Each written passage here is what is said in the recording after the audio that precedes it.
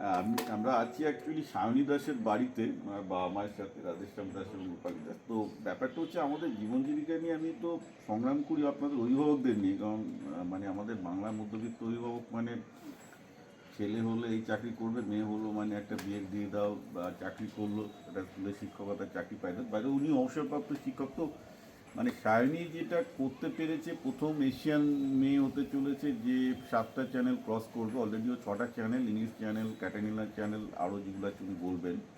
কারণ একজন এর আগে বুলা চৌধুরী শুধু ইংলিশ চ্যানেল প্রথম বোধহয় বাঙালি মহিলা হিসেবে করেছিলেন, কিন্তু অলরেডি 6টা চ্যানেল পাস করেছে, 7টা করলে প্রথম এশিয়ার মধ্যে প্রথম হন। তো যেখানে এখানে আমাদের বাঙালিদের মধ্যে আজকে ছেলেমেয়েরা খেলতে যাচ্ছে না, বা আমরা 10টা করে টিউশনি করতে পাঠাচ্ছি, সেখানে আপনার এই যে স্রোতের বিপরীত হাঁটাই ব্যাপারটা আমার খুব ভালো লেগেছে, এবং এতটা ডেডিকেশন। আপনি বাড়ি বন্ধক দিয়ে মেয়েকে তার অর্থনৈতিক সাহায্য জুগিয়েছেন, কারণ এত বড় তো একটা বিভিন্ন দেশে যা একটা বিশাল রকমের অর্থনৈতিক চাপ, তারপর তার মেয়েকে তৈরি করা চাপ, তো আপনাদের দুজনের তো ভীষণ স্যাক্রিফাইস এবং ডেডিকেশন ছাড়া এটা হতো না। তো প্রথম কথা হচ্ছে যে আগে মানে সমস্ত স্রোতের বিপরীতে যে হাঁটা, স্রোতের বিপরীতে সাঁতার কাটা, এইটা আপনাদের দুজনের মধ্যে এলো কী করে?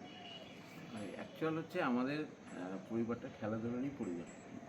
কারণ আমার বাবা কাকা আমরা সবাই খেলাধুলার মধ্যেই আছি। ছোটো থেকেই খেলাধুলা করি। ভাই ভালো ফুটবল খেলতো, গোলকিপার ছিল ফার্স্ট ডিভিশনে। আমার অ্যাথলেটিক্স ছিল, অ্যাথলেটিক্সে আমি ইন্টার কলেজ স্টেট মিট সবই করেছি, এবং আমি বিপিএড পাস করেছি কল্যাণী থেকে খেলাধুলা নিয়ে। কৃষ্ণা ব্যানার্জিকে চিনবেন? অবশ্যই চিনতাম। আমরা যখন বেরিয়ে আসবো তখন 88-তে আমার 88-89 ব্যাচের আমি, তখন উনি ঢুকলেন।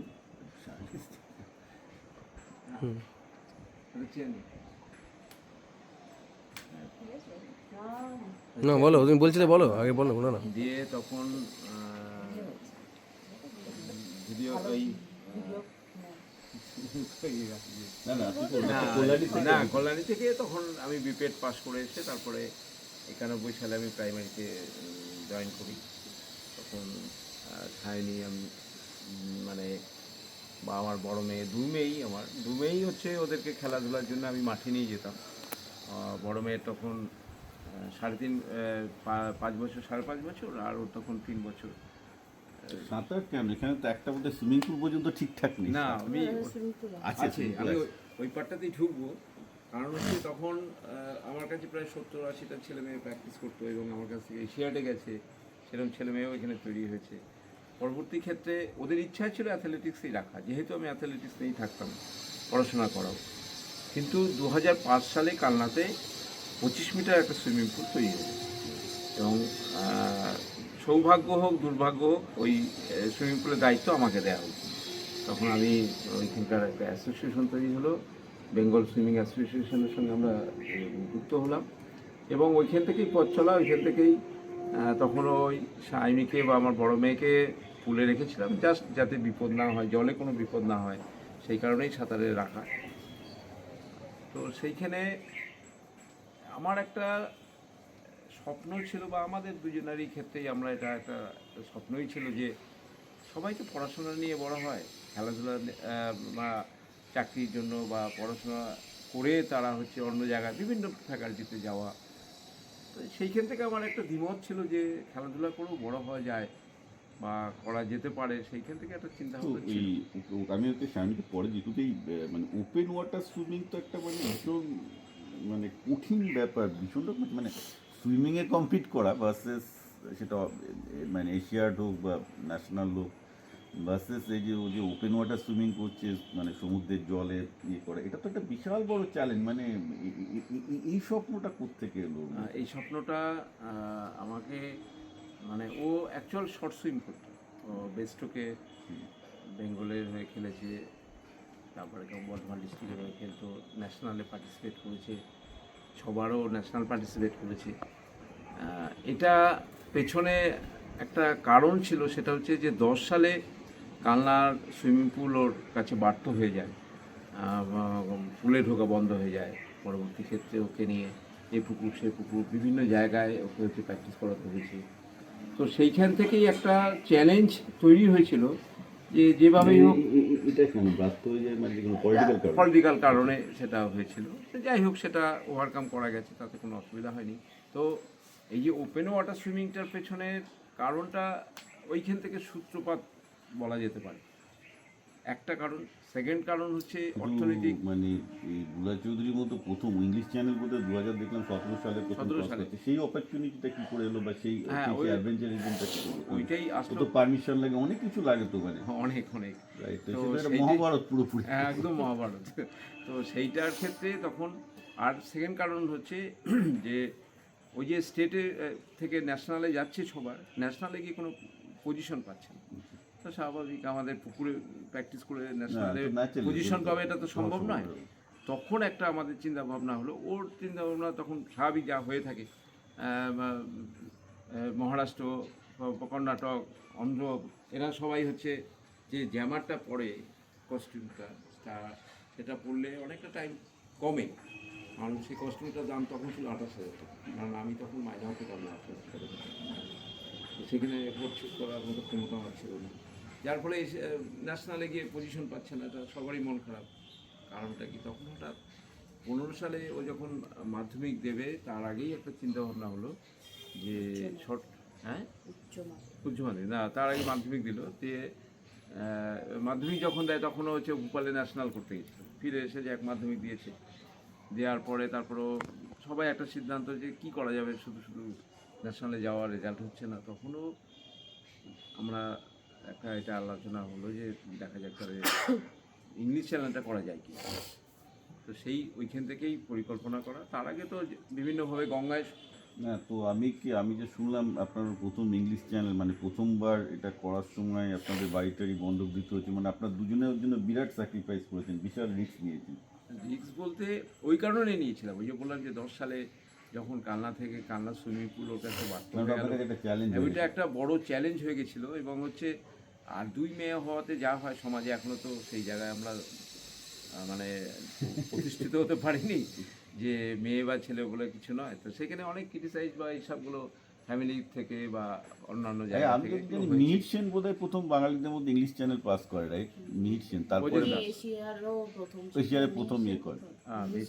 তারপরে তো বুলা চৌধুরী করলেন, না তারপরে আরতি শাহ, তারপর আরতি শাহ প্রথম। লেজেন্ড ভারতী সাহা লেজেন্ড আরতি শাহই প্রথম। কিন্তু এই তারপর ইংলিশ চ্যানেলের পর আমি তোমাকে আলাদা করে ইন্টারভিউ নেবো ওকে সায়নীকে, কিন্তু তার আগে যেটা জানি যে এই আরো বাকি 6টা চ্যানেল করার ইচ্ছাটা কি করে যাবে একটা থেকে? এটা মানে তো বিশাল অর্থনৈতিক একটা অর্থনৈতিক চ্যালেঞ্জ, একটা ফিনান্সিয়াল চ্যালেঞ্জ থেকে শুরু করে সব। তারপরেও গঙ্গাতে এখানে 81 কিলোমিটার হয় আপনার মহরমপুরে, তাতে ও নেমেছিল।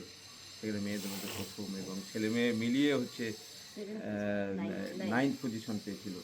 তখন থেকেই এটা পরিকল্পনা করে আমরা আগিয়েছিলাম যে ইংলিশ চ্যানেল যাবে বলে। এখান থেকে শিফট করলাম, ওকে রিসরাতে কমল দাসের নেতৃত্বে ওখানে প্র্যাকটিসের জন্য ওখানে থাকতে হয়েছে। 1.5 বছর ওখানে ছিল। তারপরে ইংলিশ চ্যানেলের যে অফিসিয়ালি যে কাজকর্ম মানে ভয়ঙ্কর, যেটা হচ্ছে এক হচ্ছে ভাষাগত একটা সমস্যা তো থাকেই, অতটা মানে দক্ষতা আমাদের এখানে তো অনেকটাই কমই আছে, সেটা ফালতু বলে লাভ নেই।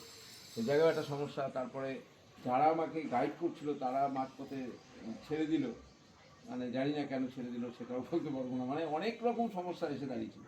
তো সেই সময় তারপরে ফিনান্সিয়াল হেল্পের জন্য আমার কয়েকটা বন্ধু, সমস্যা ব্যক্তি, অনেকে অনেক রকমভাবে হেল্প করেছে। কিন্তু একটা ইংলিশ চ্যানেল করা মানে, আমি 17 সালে কথা বলছি, তখন 13 লক্ষ টাকার দরকার। হ্যাঁ, তো বিরাট বিরাট অর্থনীতি। 6-7 লাখ টাকার মতো কালেকশন হয়েছিল।